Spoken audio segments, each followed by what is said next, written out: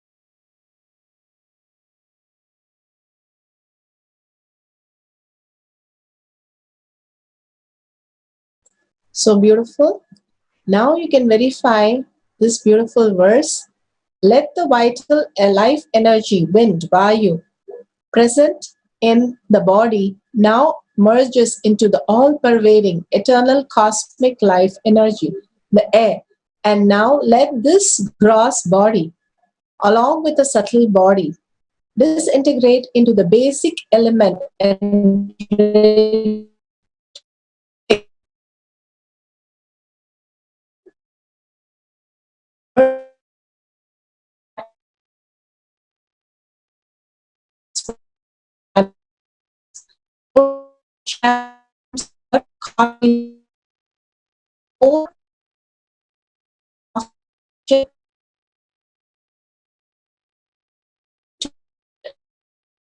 and what we are.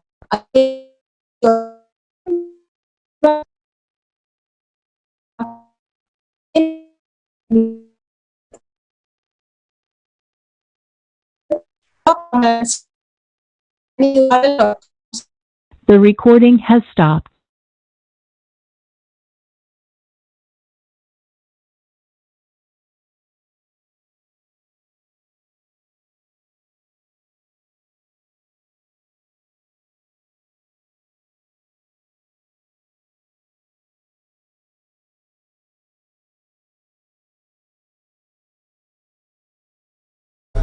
Paramashivoham. This meeting is being recorded. With that, let's surrender all this to Bhagwan's lotus feet. Whenever we manifest powers or powerful cognition, go on surrendering it to Bhagwan's lotus feet. The more we manifest these powers and surrender, the more we are raised in the frequency. So, remember Bhagwan in your third eye, and let's end with the Purna Mantra.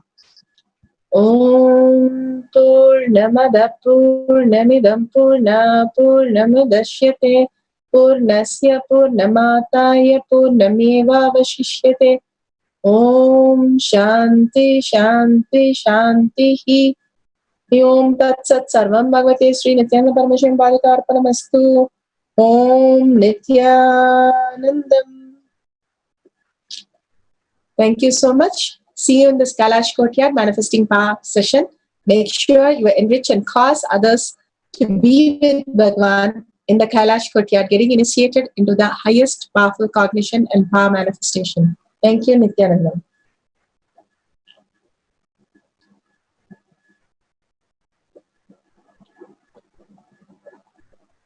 The recording has stopped.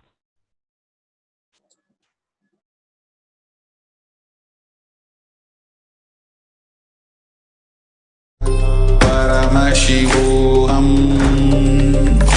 Om Nithyananda Paramashivoham. Om Nithyananda Paramashivoham. Om Nithyananda Paramashivoham. Om Nithyananda Paramashivoham. Om Nithyananda Paramashivoham. Om Nithyananda Paramashivoham. Om Nithyananda Paramashivoham. Om Nithyananda Paramashivoham. Om Nithyananda Paramashivoham. Om Nithyananda Paramashivoham. Om Nithyananda Paramashivoham. Om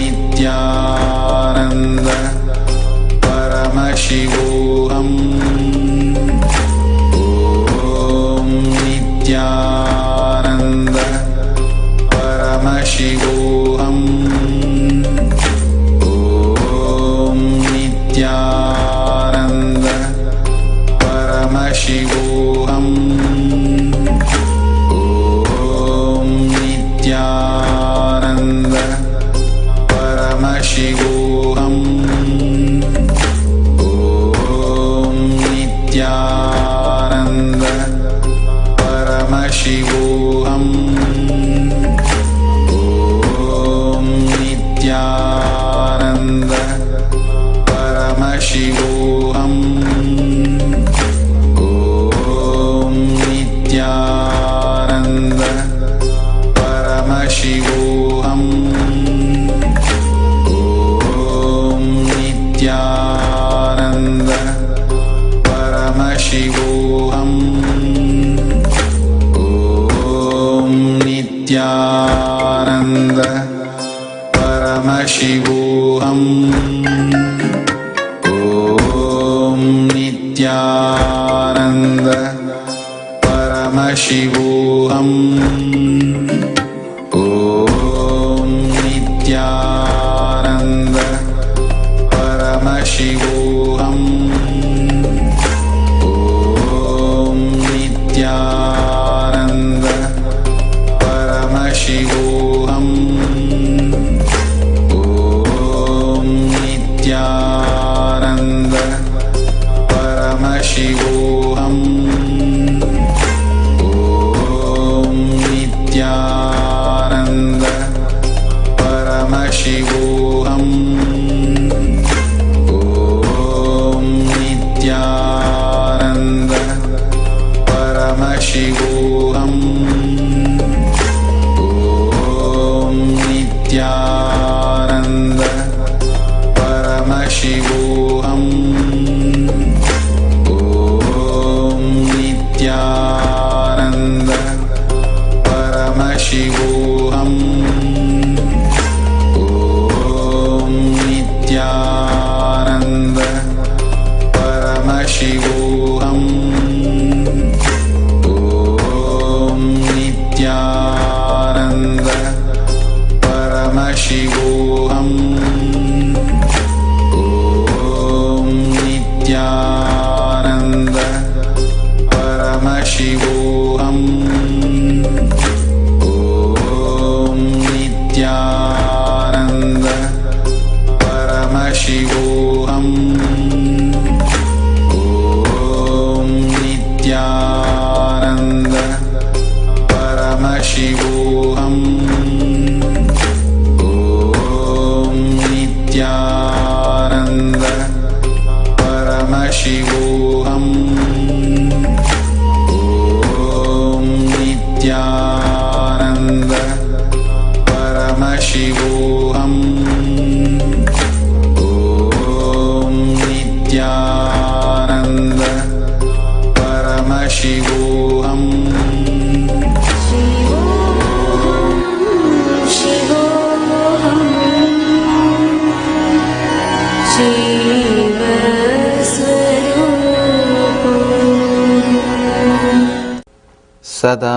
सदाशिवसमारम्भां शङ्कराचार्यमध्यमाम् अस्मदाचार्यपर्यन्तं वन्दे गुरुपरम्पराम्. Let me just take few minutes to answer some of the questions which I had yesterday. Energy Darshan. During Energy Darshan, people were asking me some of the questions about the technique. I thought if I answer here, put it in record, it will be useful for future. It's a wonderful question. They asked me,